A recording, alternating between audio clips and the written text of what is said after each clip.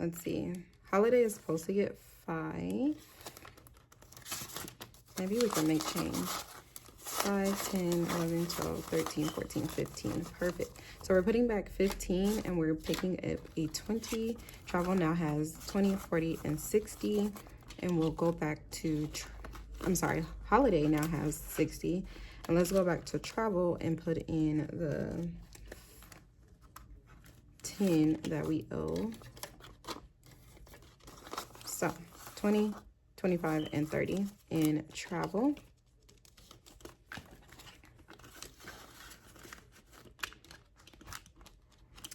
And then birthday will be get a little lonely dollar because that's all we had left over.